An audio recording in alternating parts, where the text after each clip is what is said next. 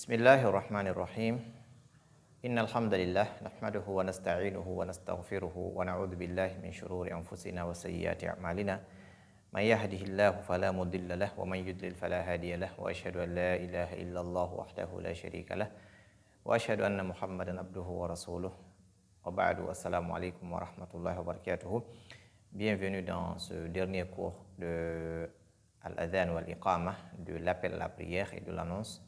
Nous avons parlé de quelques erreurs qui sont commises dans l'appel à la prière par certains muezzins et nous avons apporté des corrections. Aujourd'hui, nous allons finir cette série de cours par la signification de Al-Adhan wal-Iqamah. On va donner la signification des termes qui composent cet appel à la prière. Ensuite, on va parler de ce que le musulman doit répéter lorsqu'il entend l'adhan. Et ensuite, après l'adhan, quelle est l'invocation ou l'évocation qu'il faut citer après l'adhan. Nous allons commencer donc par la signification des mots qui composent cet appel à la prière. L'appel à la prière commence par Allahu Akbar, Allahu Akbar.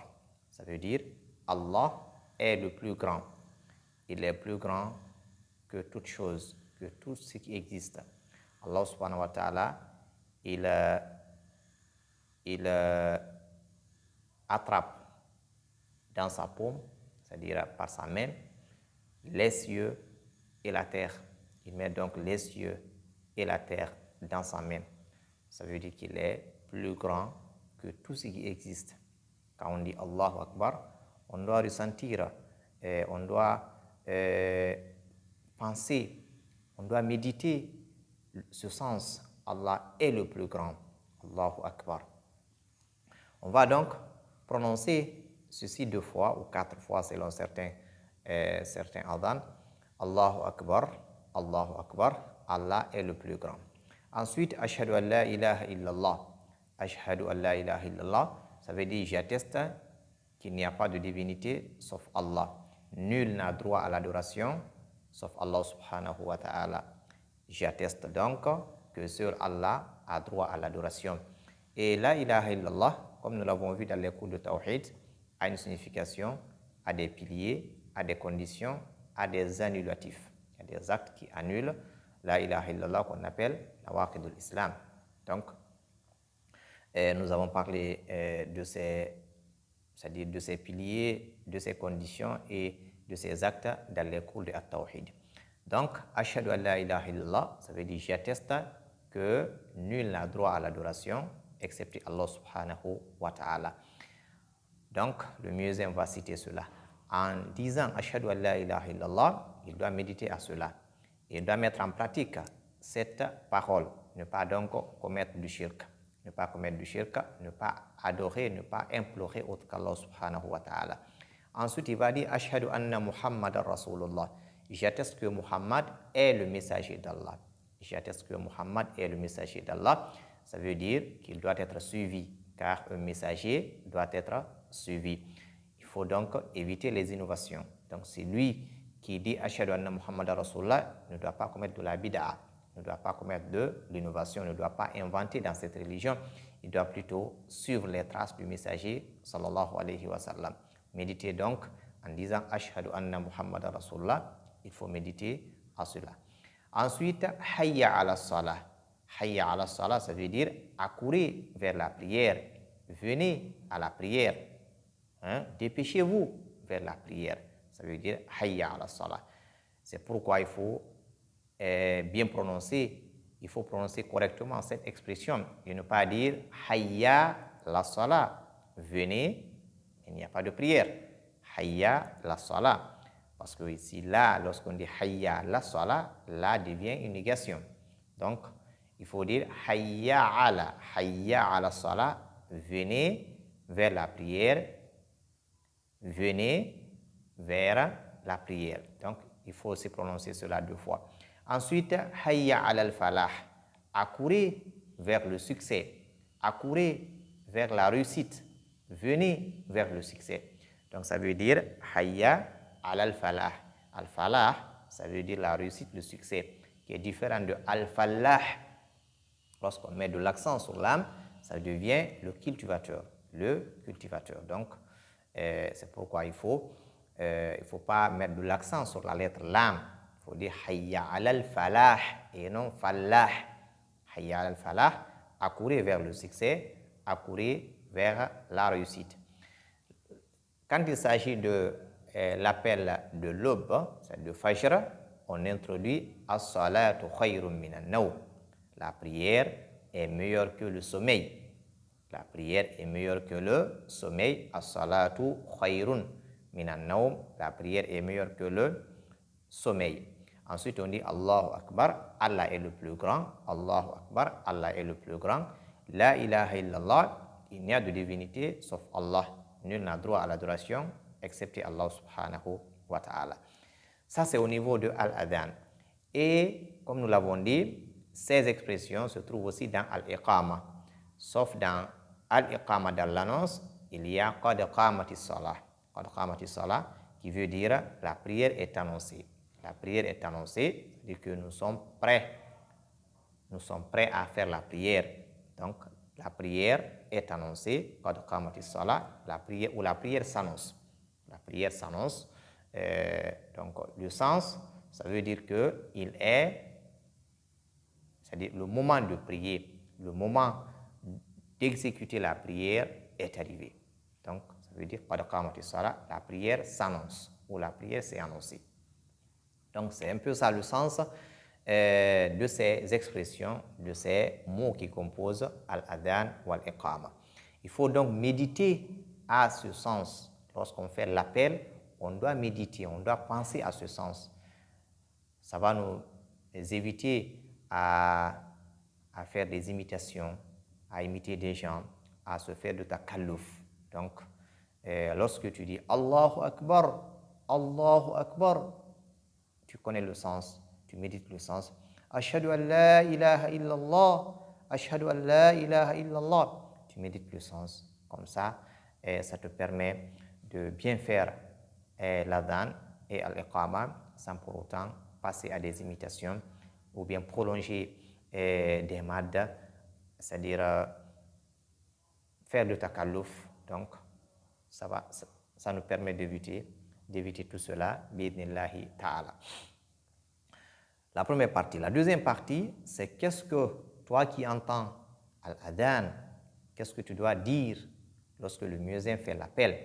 Le messager nous a enseigné, il dit, il faut répéter ce que le muezzin dit. Quand il dit Allahu Akbar, il faut dire Allahu Akbar. Allahu Akbar, tu dis Allahu Akbar. Ashhadu an la ilaha illallah, tu répètes la même chose. Ashhadu an la ilaha illallah, la même chose. Quand il dit Hayya ala salah, là tu dis la hawla wa la quwwata illa billah. Hayya ala salah, la hawla wa la quwwata illa billah. Hayya ala al-falah, la hawla wa la quwwata illa billah. Hayya ala al-falah, la hawla wa la quwwata illa billah. Et quand tu dis Allahu Akbar, tu dis Allahu Akbar. Allahu Akbar, tu dis Allahu Akbar. La ilaha illallah, tu dis la ilaha illallah. Deuxième partie. Troisième partie, qu'est-ce que tu dois lire ou dire après al-adhan? Quand tu dis la ilaha illallah, tu répètes la ilaha illallah. Ensuite, tu pries sur le prophète. Tu salli ala nabi. Tu pries sur le prophète. Allahumma salli ala Muhammad wa ala ali Muhammad kama sallaita ala Ibrahim wa ala ali Ibrahim ila akhir. Ou bien par n'importe quelle formule authentique. Tu pries sur le prophète. Ensuite, tu vas lire l'invocation ou l'évocation enseignée par le messager. Il nous a demandé de lire cette évocation après al-adhan. Allahumma rabba hadhihi ad-da'wati at-tamma was-salati al-qa'ima ati Muhammadan al-wasilata wal-fadila wab'athhu maqaman mahmoudan alladhi wa'adta. Jusque-là, c'est jusqu'à ce niveau que Bukhari a rapporté. Mais il y a Bayhaqi qui a augmenté à la fin, innaka la tukhliful mi'ad. Et les savants disent que yaziyaratun la ba'sa biha, il n'y a pas de mal en ce que Bayhaqi a augmenté. Donc, c'est-à-dire qu'il n'est pas mauvais de dire innaka la tukhliful mi'ad. Sinon, La première version, c'est Allahumma rabba hadi da'wati tamma wa salati al-qa'ima ati Muhammadan al-wasilata wal fadilah wa ba'athuhu maqaman mahmoudan alladhi wa'atta, jusqu'à ce niveau. Innaka la tukhliful mi'ad. Les savants disent que cette partie, c'est Bayhaqi qui l'a ajouté et il n'y a pas de mal à citer cette partie. Donc, c'est pas mauvais. Ziyada la ba'sa biha. C'est cette invocation donc qu'il faut lire. Et là, il y a le fait de demander cette noble place que le messager souhaite avoir à l'au-delà. Donc, il faut demander ce maqam, c'est-à-dire cette place qui est vraiment noble, qui a une grande valeur. Il faut donc la demander pour le messager sallallahu alayhi wa sallam. On reviendra, Inch'Allah, dans un autre cours. On va parler spécialement de cette invocation. On va donner le sens, on va apporter le hadith, Inch'Allah. On va donner le sens et on va donner plus d'explications là-dessus. Aujourd'hui, on a juste cité. Il faut donc l'apprendre par cœur, il faut la mémoriser. Donc, on reviendra, Inch'Allah, pour parler de cette invocation, bi'idhnillahi ta'ala. Sur ce, nous avons donc fini les 10 cours qu'on avait proposés de Al-Adhan wal-Iqama. On a donc vu que cet appel, il faut l'apprendre. Il faut l'apprendre. On ne peut pas seulement entendre quelqu'un faire appel et puis on se lance dedans. Non, il faut l'apprendre. Et il faut surtout corriger les lettres. Il faut corriger les lettres parce que lorsque la lettre n'est pas correcte, ça dénature le sens du mot. Le sens du mot va avec la prononciation des lettres. Lorsque le mot est bien prononcé, ça donne un bon sens. Et lorsque le mot est mal prononcé, ça donne un mauvais sens. C'est pourquoi il faut d'abord maîtriser la lettre. Il faut bien prononcer les mots pour avoir vraiment un sens correct, un sens qui est souhaité. Il faut donc s'approcher, surtout vous les muezzins, il faut s'approcher à quelqu'un qui va vous apprendre à lire ces lettres correctement et qui va vous apprendre à l'adhan. D'autres domaines de l'adhan, il y a les mérites des muezzins, il y a comment est-ce que ce adhan a été légiféré. Il y a plusieurs domaines qui parlent de l'adhan. Nous, ici, on a juste parlé de la correction. Donc, on a juste pris une petite partie de l'adhan wal-iqama. Donc, il faut aller chercher en profondeur. Il faut apprendre les règles de l'adhan. Il faut apprendre les règles de bienséance, adab al-mu'adhin, comment est-ce que le muezzin doit être. Il faut donc apprendre cela auprès des savants. On a juste apporté notre grain de sel, juste la correction, on a juste corrigé quelques erreurs. Il ne faut pas donc se contenter de cela. Ce n'est pas tout, c'est juste une petite partie qu'on a à apprendre. Et sur ce, nous allons fermer cette série de cours, c'est-à-dire de l'adhan wal-iqama, et revenir, Inch'Allah, sur d'autres cours, bi'idhnillahi ta'ala. Qu'Allah subhanahu wa ta'ala fasse de la baraka sur ces cours, qu'Allah vous fasse comprendre ces cours et qu'il facilite et qu'il nous fasse vraiment des bons musulmans, qu'il accepte le jeûne que nous avons eu à accomplir et qu'il accepte nos prières, nos sadaqat, qu'il fasse que Jannatul Firdaus soit notre demeure, qu'il nous fasse tous des gens qui vont entrer par la porte Ar-Rayyan, la porte qui est réservée aux jeûneurs. Qu'Allah nous bénisse, qu'il bénisse tout ce que nous faisons, qu'il bénisse nos familles, qu'il bénisse nos sciences. Barakallahu fikum wa ila al-liqa. Assalamu alaikum wa rahmatullahi wa barakatuhu.